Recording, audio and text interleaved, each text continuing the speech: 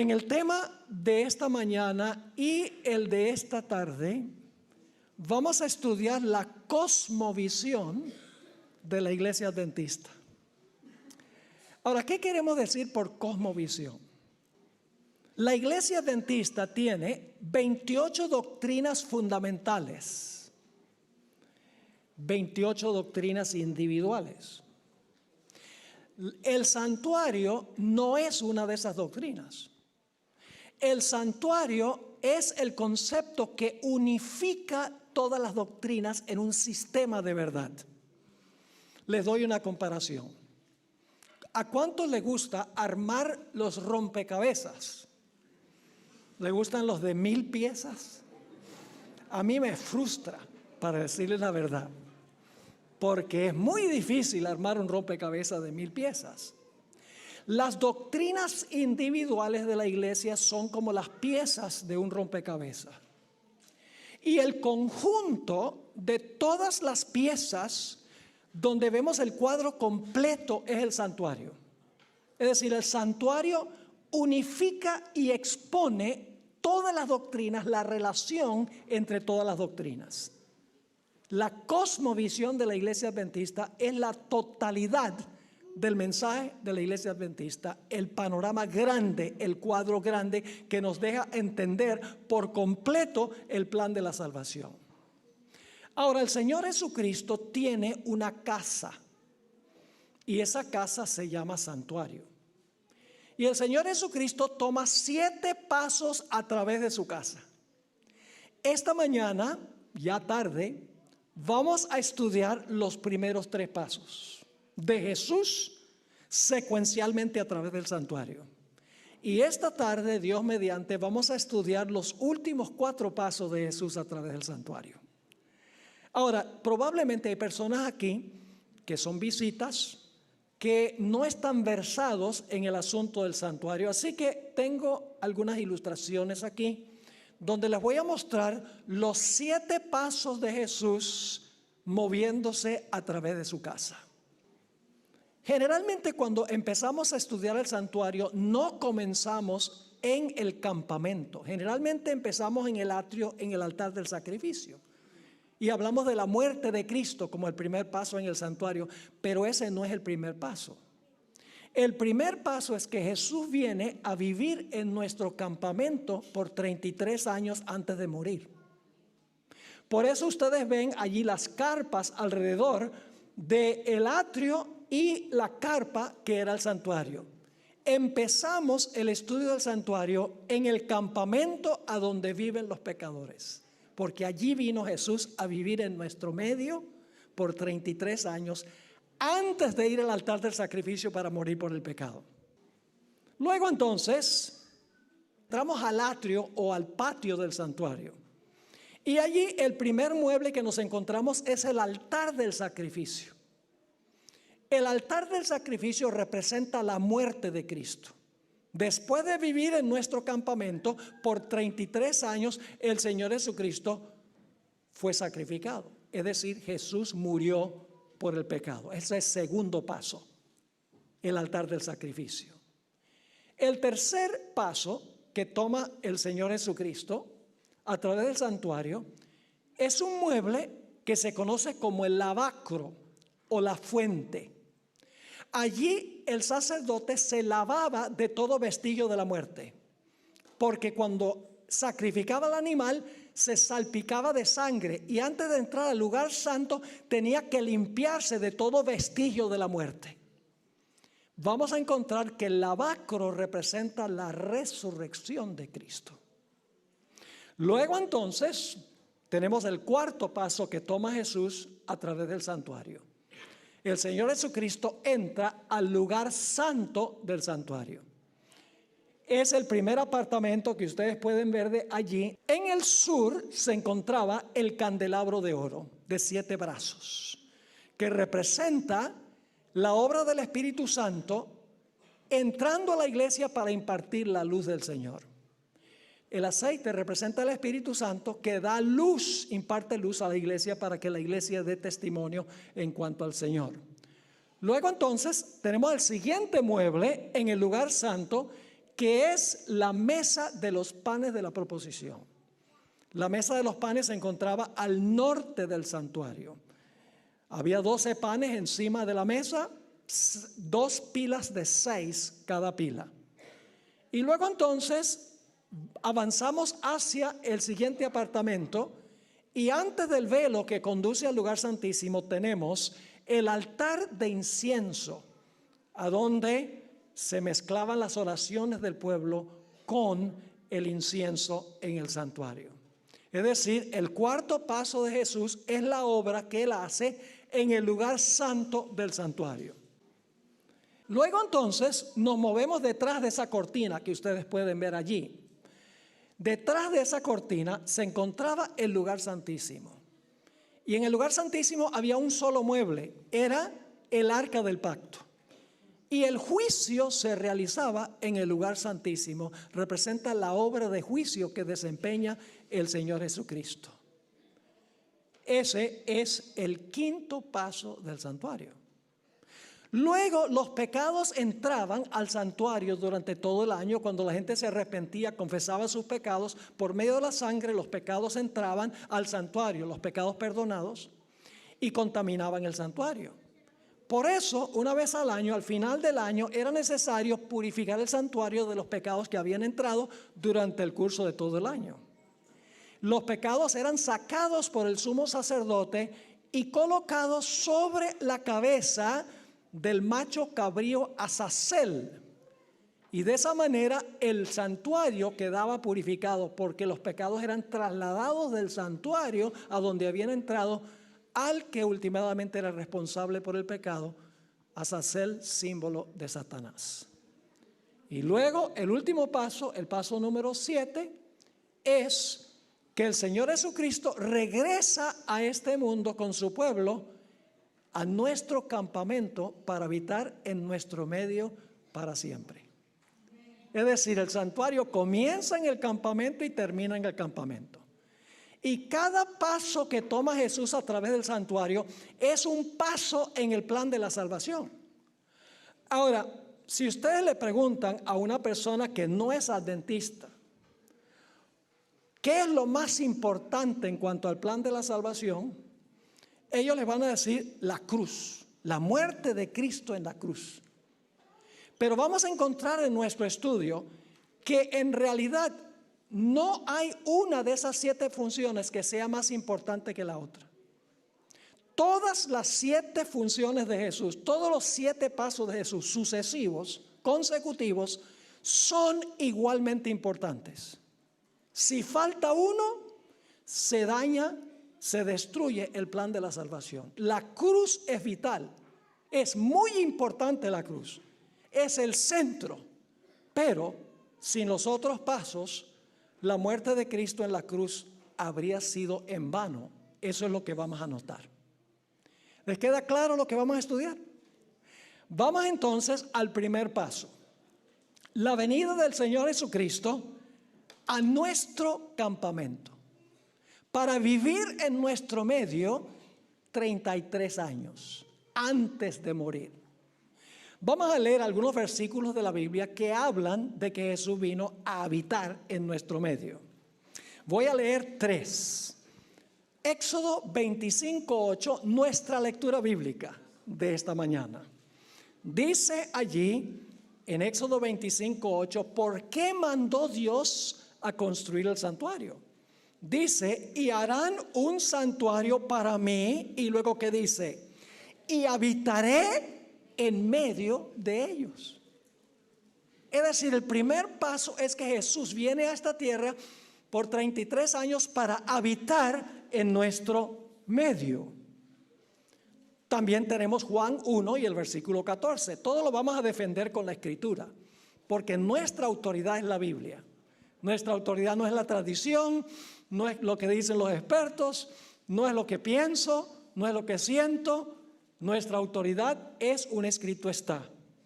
Juan 1 y el versículo 14, un versículo muy bien conocido, dice, aquel verbo, ¿quién es el verbo? Jesús es el verbo. Aquel verbo fue hecho ¿qué? Carne. ¿Con qué propósito? ¿Cuándo se hizo carne Jesús? ¿Cuando murió en la cruz? No, cuando se encarnó. Así que dice, aquel verbo fue hecho carne, ¿con qué propósito? Y habitó entre nosotros.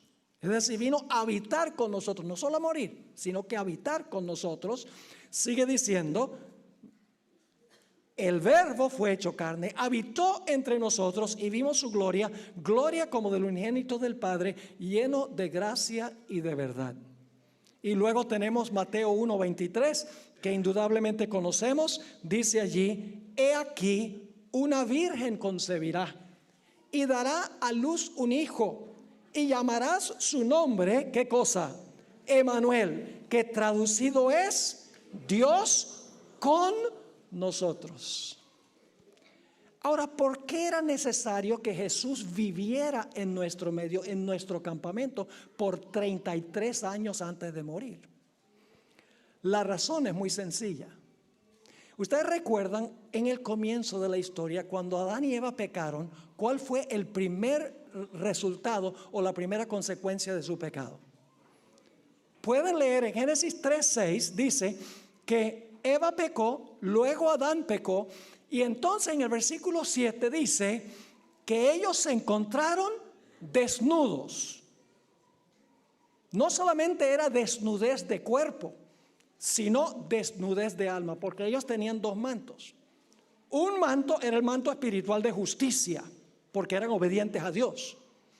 Pero también tenían, según el Espíritu de profecía, un manto de luz literal que los cubría. Pero cuando ellos perdieron su manto espiritual de justicia por desobedecer a Dios, la luz que los había cubierto desapareció. Es decir, perdieron su manto espiritual de justicia y como consecuencia perdieron su manto literal de luz y se vieron desnudos. ¿Cómo procuraron ellos cubrir la vergüenza de su desnudez? Se hicieron mantos ellos de hojas de higuera y se taparon el cuerpo con las hojas de higuera. Pero lo interesante es que aún después de taparse con las hojas de higuera, todavía se sentían desnudos. Porque en el siguiente versículo, versículo 8, dice que Dios viene ahora al huerto y dice, Adán, ¿a dónde estás tú? Esto es después que tiene las hojas de higuera. Y Adán dice, nos escondimos en medio del huerto porque estábamos desnudos. Pero ya no estaban desnudos porque tenían las hojas de higuera. Eso significa que la desnudez no era solo desnudez de cuerpo, sino que era desnudez de su alma. De alguna manera Dios tenía que cubrir la vergüenza de la desnudez espiritual del ser humano.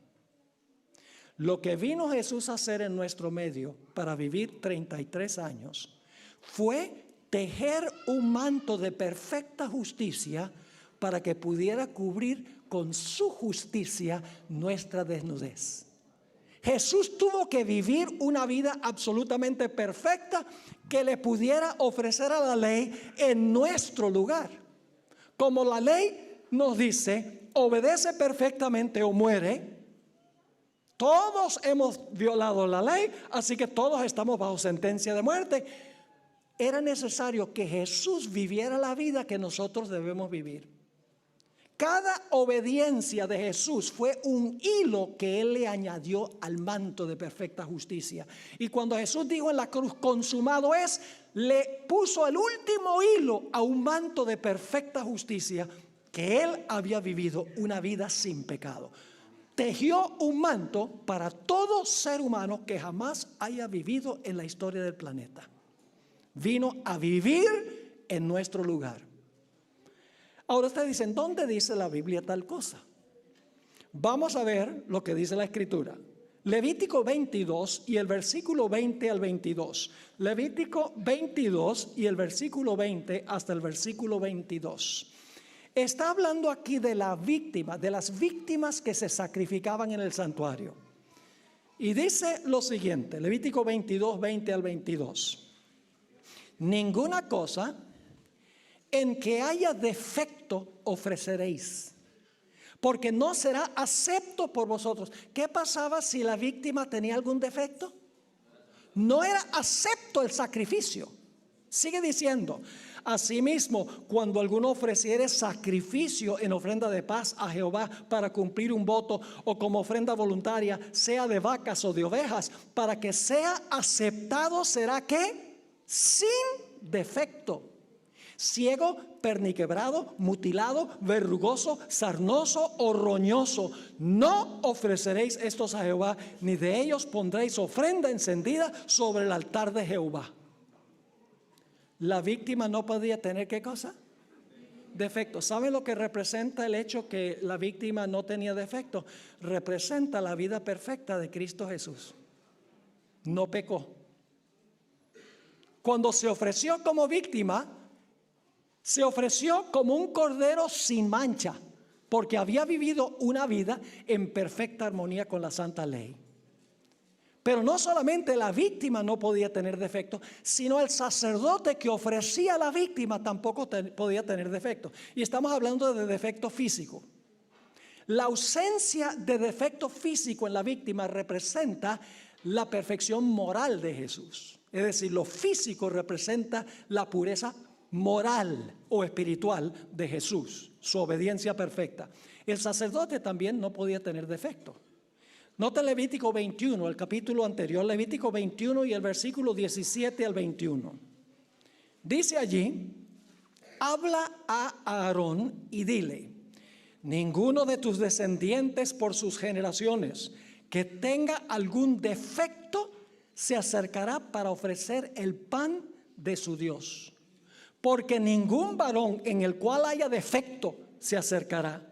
Varón ciego o cojo o mutilado o sobrado, o varón que tenga quebradura de pie o rotura de mano, o jorobado o enano, o que tenga nube en el ojo, o que tenga sarna o empeine o testículo magullado. Ningún varón de la descendencia del sacerdote Aarón en el cual haya defecto se acercará para ofrecer las ofrendas encendidas para Jehová. Hay defecto en él, no se acercará a ofrecer el pan de su Dios. El sacerdote no podía tener defecto y la víctima que ofrecía el sacerdote tampoco podía tener defecto. Y el sacerdote y la víctima representaban a Cristo. Y ustedes dicen, ¿cómo es eso? Muy sencillo. La Biblia dice en Hebreos, el capítulo 7, que Jesús se ofreció a sí mismo. Jesús es el sacerdote que se ofrece como víctima. Es decir, Jesús reúne en sí mismo los dos símbolos, el símbolo del sacerdote y la víctima. Pero si Jesús no hubiera vivido una vida perfecta, sin defecto, su sacrificio no hubiera sido ¿qué? Aceptado. Vamos a anotar Éxodo 12, 5 y 6. Éxodo 12, 5 y 6. Está hablando aquí del Cordero Pascual, Y quiero que noten que hay dos puntos claves aquí. Vamos a anotar solamente uno por ahora. Dice en Éxodo 12, 5 y 6, hablando de la Pascua: el animal será como sin defecto. Macho de un año, lo tomaréis de las ovejas o de las cabras y lo guardaréis hasta el día 14 de este mes. Y luego dice, y lo inmolará. ¿Qué significa inmolar? Matar. Y lo inmolará toda la congregación del pueblo de Israel entre las dos tardes. ¿Qué dos aspectos tenemos aquí del cordero? El cordero no podía tener defecto y luego era sacrificado. La vida perfecta de Jesús y su ¿qué? Y su muerte. Y ustedes dicen, ¿será así? Pues vamos al Nuevo Testamento para ver lo que dice la Biblia, que representa la víctima sin defecto y el sacrificio de la víctima. Primera de Pedro 1, 18 al 20. Primera de Pedro 1 y el versículo 18 hasta el versículo 20. Dice aquí, en un pasaje indudablemente muy bien conocido: sabiendo que fuisteis rescatados de vuestra vana manera de vivir, la cual recibisteis de vuestros padres, no con cosas corruptibles como oro o plata. Es decir, no fuimos redimidos con oro o plata, sino con ¿qué? Sino con la sangre preciosa de Cristo. Ahí está el sacrificio. Pero ahora noten, la sangre preciosa de Cristo como de un ¿qué? Un cordero sin mancha y sin contaminación. ¿Qué dos características? El cordero no tiene defecto y luego muere. Jesús vivió una vida sin defecto y luego ¿qué? Murió. Y por eso su sacrificio fue aceptado. Ahora yo les pregunto, ¿qué es más importante, la vida perfecta de Cristo o su muerte? Los dos son igualmente importantes. Porque si Jesús no vive una vida moralmente perfecta, en armonía con la ley, tejiendo un manto de justicia, el Padre no hubiera aceptado su sacrificio. Son los dos igualmente vitales e importantes. Ahora vamos a ver, según la Biblia, que el Señor Jesucristo cumple estas dos funciones. Cumple la función del Cordero sin mancha, su vida perfecta, y la muerte de Cristo. Ahora yo pregunto, ¿Jesús, además de ser un Cordero sin mancha, también es un sacerdote sin mancha? ¿Ofreció su vida en sacrificio, un ser perfecto que nunca pecó? ¿Cómo no? Vamos a Hebreos 4 y el versículo 14 y 15. Hebreos el capítulo 4 y el versículo 14 y 15. Dice aquí, por tanto, teniendo un gran sumo sacerdote que traspasó los cielos, Jesús el Hijo de Dios, retengamos nuestra profesión, porque no tenemos un sumo sacerdote que no pueda compadecerse de nuestras debilidades, sino uno que fue tentado casi en todo. Muy bien, gracias. Sí, todavía está en la onda. A veces leo mal para ver si están prestando atención. Sino uno que fue tentado, ¿qué? En todo, según nuestra semejanza, pero sin pecado. ¿Vivió Jesús una vida absolutamente perfecta? ¿Es un sumo sacerdote perfecto? ¿Es una víctima perfecta? Sí. Noten Hebreos 7:25, solamente unos 3 capítulos más adelante, Hebreos 7 y el versículo 25. Porque tal sumo sacerdote nos convenía. ¿Qué clase de sacerdote? Santo, inocente, sin mancha, apartado de los pecadores y hecho más sublime que los cielos. Y saben ustedes que aún Poncio Pilato, ese gobernante pagano, confesó que en Jesús no había defecto. Porque 4 veces él salió ante la turba judía y dijo: yo no hallo delito en él. El mismo Pilato confesó que Jesús hasta ese punto había vivido una vida absolutamente perfecta. El primer paso de Jesús es venir a nuestro campamento con el fin de ofrecerle a la ley lo que nosotros no le podemos ofrecer. Ofrecerle a la ley la perfección, la perfecta justicia que Dios nos exige a nosotros. Él vino a vivir la vida que todos los seres humanos deben vivir. Pero ahora vamos al segundo paso. El segundo paso, el Señor Jesucristo va al altar del sacrificio. Ahora, ¿qué sucede en el altar del sacrificio? El hombre cuando pecó tenía un doble problema. En primer lugar, ya no le podía ofrecer a la ley la justicia que la ley exige. Y por eso la ley le decía al hombre: como no me puedes ofrecer la vida perfecta que yo exijo, tienes que morir. Así que teníamos un doble problema: una vida en desarmonía con la ley y la sentencia de muerte. Así que no era suficiente que Jesús viniera a tejer un manto de perfecta justicia que nos pudiera regalar. Era necesario también que Él pagara por todos los pecados que nosotros cometimos. ¿Están entendiendo el punto? Tejer un manto de perfecta justicia y también sufrir el castigo de los pecados de todos los seres humanos. En el Getsemaní, el Señor Jesucristo cargó los pecados de todo el mundo sobre sí mismo. Colgó desnudo sobre la cruz. Y a algunos no les gusta que yo diga que colgó desnudo en la cruz, pero la Biblia enseña eso. Porque la Biblia dice que su manto exterior, sin costura, los soldados dijeron: no partamos ese manto. Lo que partieron fue el manto interno de Jesús en 4 partes. Es decir, tomaron el manto exterior y el manto interior y colgaron al Señor Jesucristo desnudo en la cruz. Y eso tiene un gran simbolismo. ¿Y ustedes cuál es el simbolismo? ¿Quién debería haber colgado desnudo en esa cruz? Nosotros. Deberíamos haber colgado en esa cruz desnudos, pero Jesús colgó desnudo porque Él estaba cargando la culpa nuestra. ¿Están entendiendo lo que estoy diciendo? Jesús cargó la vergüenza de nuestra desnudez porque Jesús cargó los pecados de todos los seres humanos. Es decir, en el campamento Jesús vive su vida perfecta, teje un manto perfecto de justicia para todos los seres humanos.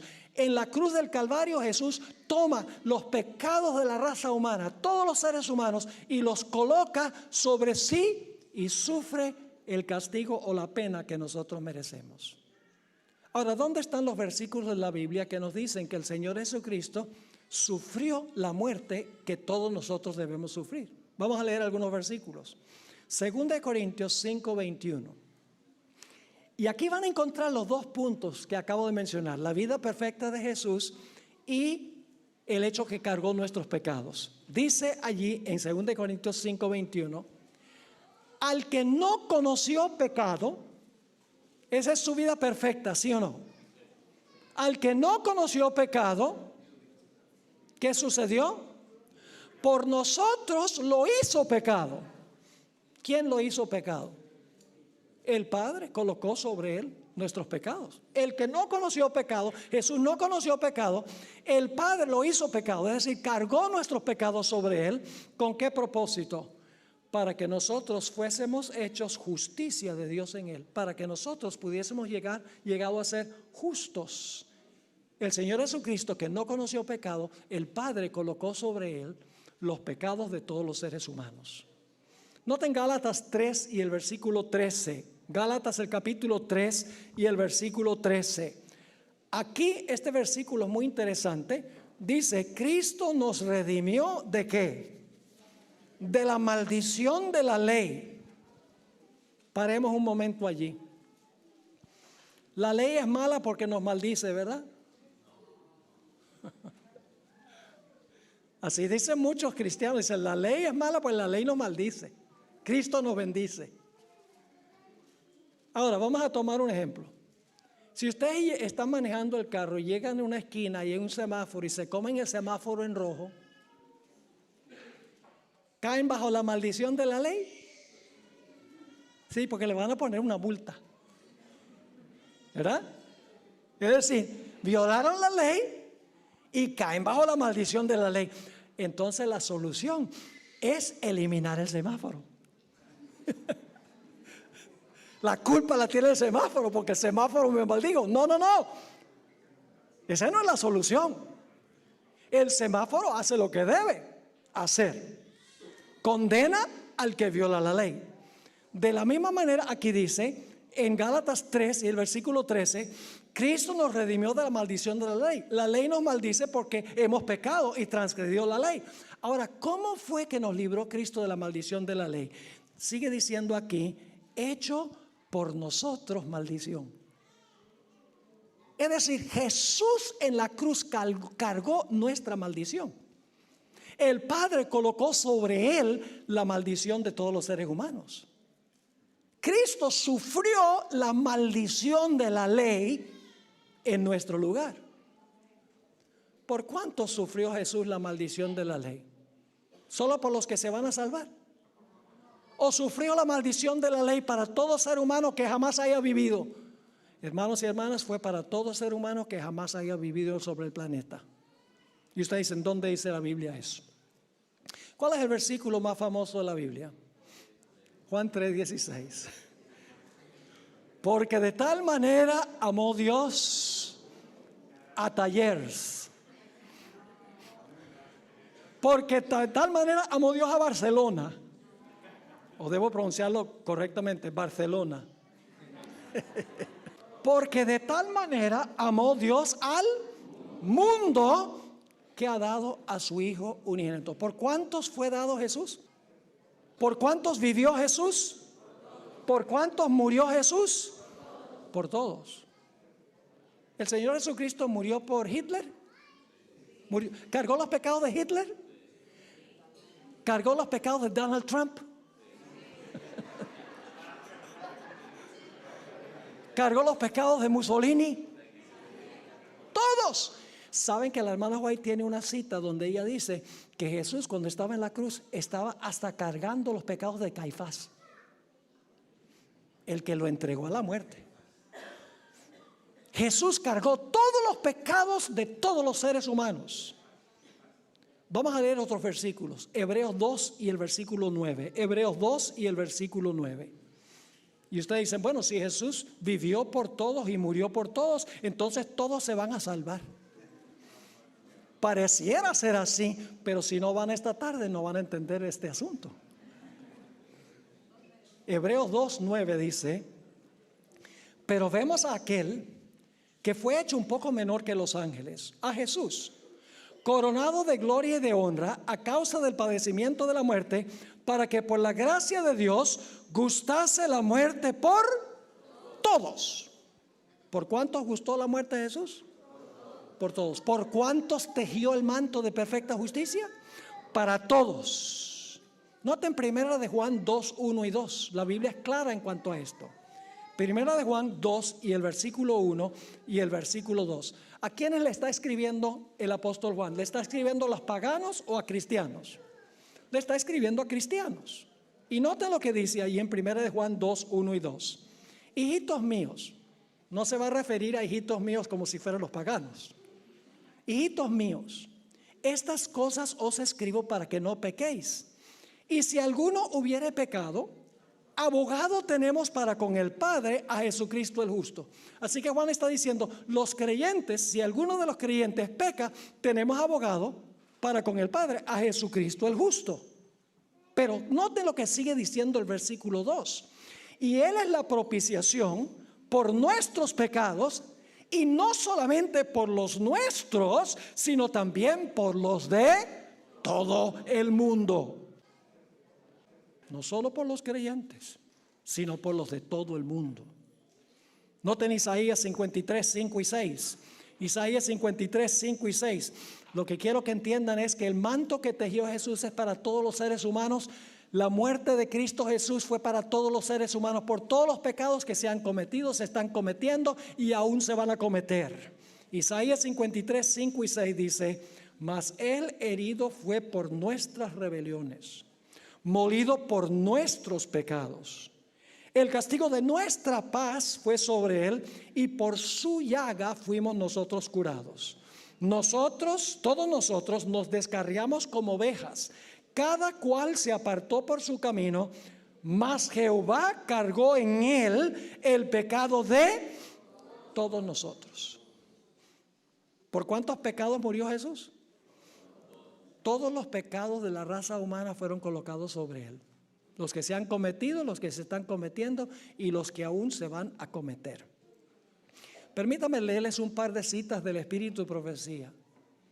La primera cita se encuentra en Mensajes Selectos, tomo 1, página 364. Ella escribió, en la cruz del Calvario, Él pagó el precio de la redención de la raza humana. En la cruz, ¿qué hizo Jesús? Pagó el precio de la redención ¿de qué? De la raza humana. En una cita aún más fuerte, en Mensajes Selectos, tomo 1, página 378 y 379, Elena White escribió, esto es extraordinario, el peso de la culpabilidad de todo pecado recayó sobre el alma divina del Redentor del mundo. Los malos pensamientos, las malas palabras, los malos actos de cada hijo e hija de Adán exigían una paga que recayó sobre Cristo. ¿Cuántos pecados recayeron sobre Cristo? Los de cada hijo e hija de Adán. Así que si usted es hijo o hija de Adán, los suyos fueron colocados sobre Jesús. Así que dice, aunque no era suya la culpa del pecado, su espíritu fue desgarrado y magullado por las transgresiones de los hombres. Y aquel que no conoció pecado llegó a ser pecado por nosotros para que pudiéramos ser justicia de Dios en él. ¡Qué extraordinario! Vivió por todos, y murió por todos. Esto es lo que podríamos llamar la obra objetiva de Jesús.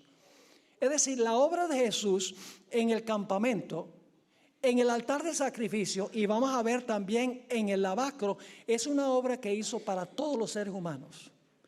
Pero la obra en el lugar santo no es para todos los seres humanos. La obra en el lugar santo es para los que se apropian de lo que hizo Jesús en el campamento y en el atrio. Es decir, lo que hizo en el atrio y en el campamento fue para todos los seres humanos, pero lo que hace en el lugar santo y el lugar santísimo lo hace solo por los que se arrepienten, confiesan su pecado y confían en Jesús. Es decir, la obra que hizo en el campamento y en el atrio es corpórea, mientras que la obra en el lugar santo y el lugar santísimo es una obra individual. Ahora vamos al tercer paso. ¿Cuál es el tercer paso? El tercer paso es el lavacro. También se conoce como la fuente. Ahora, ¿qué evento de la vida de Jesús representa el lavacro o la fuente? Bueno, lo único que tenemos que hacer es mirar la secuencia de los pasos de Jesús. Jesús comenzó su vida con su encarnación, vivió 33 años. Luego fue al altar del sacrificio, representa su muerte en la cruz. Ahora, el lugar santo del santuario, donde Cristo entró, representa la ascensión de Cristo para comenzar su obra intercesora. Es decir, que el lavacro tiene que representar una obra de Cristo entre su sacrificio en la cruz y cuando comenzó su obra intercesora en el lugar santo. Porque el lavacro se encuentra entre el altar y el lugar santo. Ahora, ¿qué evento representa el lavacro o la fuente? Tenemos que entender por qué estaba la fuente ahí en el atrio, después del altar del sacrificio. Porque el sacerdote, cuando ofrecía a la víctima, estaba manchado de sangre. Y la sangre es señal de muerte. Es decir, la sangre manchaba. Y antes que el sacerdote pudiera entrar a ministrar en el lugar santo, tenía que lavarse de todo vestigio de la muerte.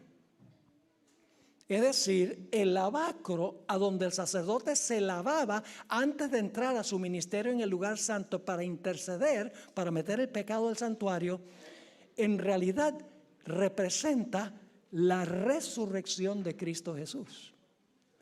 Ahora vayan conmigo a Tito, el capítulo 3 y el versículo 4 y 5. Tito, el capítulo 3 y el versículo 4 y el versículo 5.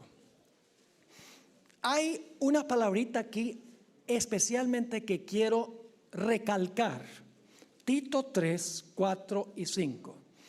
Pero cuando se manifestó la bondad de Dios, nuestro Salvador, y su amor para con los hombres, nos salvó. No por obras de justicia que nosotros hubiéramos hecho, es decir, no nos salvó por nuestras obras, sino por su misericordia, por el ¿qué? Lavamiento. ¿Con qué se lava usted? Con agua, muy bien. Por el lavamiento, es decir, después que Jesús muere, nos salvó, dice. Luego dice, por el lavamiento de la ¿qué? De la regeneración y por la renovación del Espíritu Santo. La palabra sobre la cual me quiero enfocar es la palabra regeneración. El lavamiento de la regeneración. ¿Qué significa la palabra regeneración? Voy a leerles la definición que da el diccionario teológico del Nuevo Testamento. En realidad, en griego es una palabra compuesta de dos palabras griegas. Palin, genesia. Palin significa otra vez. Y genesia significa de nuevo. Esta es la definición que dan los léxicos en cuanto a lo que significa esa palabra regeneración. Leo. La palabra deriva de palin, que significa de nuevo, y génesis, que significa comenzar. Es decir, literalmente significa comenzar de nuevo. Y luego explica, y por lo tanto significa un nuevo génesis. ya sea en el sentido de volver a la existencia, volver de la muerte a la vida. ¿Qué significa entonces la regeneración? Significa pasar ¿de qué? De la muerte a la vida, según este diccionario, donde un experto está explicando lo que significa. Significa volver a la existencia. Ahora yo pregunto, cuando el Señor Jesucristo resucitó de los muertos, ¿va a volver a morir? ¿O se lavó de una vez por todas de la muerte para no morir más? Jesús, como el sacerdote, se lavó de todo vestigio de la muerte, como los sacerdotes se lavaban de todo vestigio del animal que habían sacrificado. Noten Romanos 6 y el versículo 9 y 10. Romanos 6, 9 y 10. Dice aquí en Romanos 6 y el versículo 9 y 10, sabiendo que Cristo, habiendo resucitado de los muertos, ya no ya no muere. La muerte no se enseñoreará más de él, porque en cuanto murió, al pecado murió de una vez por todas, mas en cuanto vive, para Dios vive. Jesús dejó la muerte y el pecado sepultados cuando él fue enterrado, y cuando salió limpio del pecado y limpio de la muerte. Es decir, el lavacro o la fuente representa la resurrección de Cristo Jesús. ¿Es importante la resurrección de Jesús? Es más importante su muerte en la cruz, ¿no? Pues si Jesús no murió, ¿cómo va a resucitar? Y si no vivió una vida perfecta, su muerte no es aceptada. Necesitamos entender, hermanos y hermanas, la iglesia adventista entiende la cabalidad del ministerio de Jesús. El mundo cristiano todo se enfoca en la cruz, pero es solo parte de la cosmovisión de la salvación. Es una pieza, por así decirlo, del rompecabezas. ¿Perdonó Jesús todos los pecados de los pecadores cuando murió en la cruz? Casi siempre que hago esa pregunta, inmediatamente los adventistas dicen sí, pero la respuesta es no.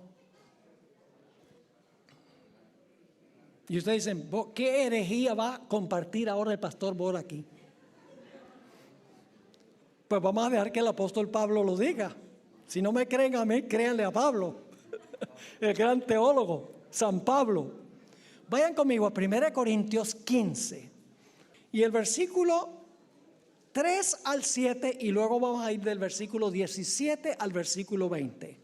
Dice en el versículo 3, el apóstol Pablo, porque primeramente os he enseñado lo que asimismo recibí, que Cristo murió por nuestros pecados, conforme a las Escrituras, y fue sepultado, y que resucitó al tercer día conforme a las Escrituras, y que apareció a Cefas y después a los 12.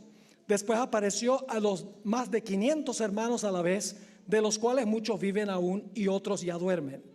Después apareció a Jacobo, después a todos los apóstoles, y al último de todos, como a un abortivo, me apareció a mí. Y ahora dice en el versículo 16, porque si los muertos no resucitan, tampoco Jesús resucitó. ¿Y cuáles son las implicaciones de que Jesús no haya resucitado? Sigamos leyendo. Porque si los muertos no resucitan, tampoco Cristo resucitó. Ahora escuchen con cuidado. Y si Cristo no resucitó, vuestra fe es vana, aún estáis en vuestros pecados. ¿Están captando esto? Si Jesús no resucitó, ¿estamos todavía en nuestros pecados? Sí, entonces no perdonó los pecados en la cruz. ¿Tiene algo que ver la resurrección de Jesús con el perdón de los pecados? ¿Cómo no? No los perdonó en la cruz. Fue al cielo para perdonar los pecados. Vamos a notar en nuestro estudio. Así que si yo les pregunto, ¿qué es más importante? ¿La vida perfecta de Jesús, su muerte en la cruz o su resurrección? Todos son igualmente importantes. Ahora escuchen bien. ¿Por qué es importante la resurrección de Cristo? Porque un Salvador muerto no nos puede salvar. Jesús no puede entrar al lugar santo para interceder por los que por Él se acercan a Dios, al menos que esté vivo. Es decir, su resurrección hace posible que Él vaya al lugar santo para aplicar a individuos que se arrepienten y confiesan sus pecados los beneficios de la obra que Él hizo en la tierra. Les doy una ilustración ya para concluir. El Día de las Madres aquí se celebra en mayo. Se celebra en mayo casi en todos los lugares. ¿Qué hacen los esposos el Día de la Madre? Los buenos esposos. ¿Qué hacen? Le compran un regalo a la esposa. Claro. Supongamos que compra un regalo de 100 euros. Es un buen regalo, ¿verdad que sí? No creo que una esposa se enoje con eso. ¿Cuánto le cuesta el regalo a la esposa? Nada. ¿Quién paga? El esposo es el que paga. Para la esposa el regalo es gratis. Por su vida perfecta y su muerte en la cruz, Jesús compró el regalo de la salvación. Pero ahora escuchen bien. ¿La esposa tiene la opción de aceptar o rechazar el regalo? Si rechaza el regalo, de nada le beneficia. Jesús compró el regalo de la salvación por su vida y por su muerte. Pero en el lugar santo, el Señor Jesucristo aplica los beneficios de su obra, su vida perfecta, los acredita a los que se arrepienten, confiesan su pecado y confían en Jesús, quien intercede por ellos individualmente en el lugar santo. Entonces yo pregunto, ¿la obra en el lugar santo es igual de importante que las primeras 3 funciones? ¿Cómo no? Así que no se pierdan el próximo emocionante episodio, que es el paso número 4, 5, 6 y 7 esta tarde. Les aseguro que va a ser fascinante cuando estudiemos el lugar santísimo, el juicio. ¿Para qué un juicio si Dios conoce todas las cosas? ¿A quiénes va a juzgar? Etcétera. ¿Y qué hace Jesús en el lugar santo? ¿Y cómo fue la ceremonia de Azazel? Vamos a estudiar todo esto y cuando terminemos el estudio vamos a ver el cuadro perfecto. Todas las piezas del rompecabezas ahora forman un cuadro hermoso del plan de la salvación. Digo esto no con arrogancia, pero solo hay una iglesia en el mundo que entiende esto y es la iglesia adventista. Y no lo digo que dice, los adventistas son mejores que todo el mundo. No. Pero sí tenemos un mensaje mejor que el que tiene todo el mundo cristiano. Un mensaje que nosotros debemos compartir con las personas que perecen en el pecado. Oremos. Padre, gracias te damos por Jesús. Gracias porque Jesús estuvo dispuesto a venir a vivir una vida llena de tentaciones y pruebas y dificultades para desarrollar una vida perfecta sin pecado y tejer un manto perfecto de justicia que nos puede cubrir.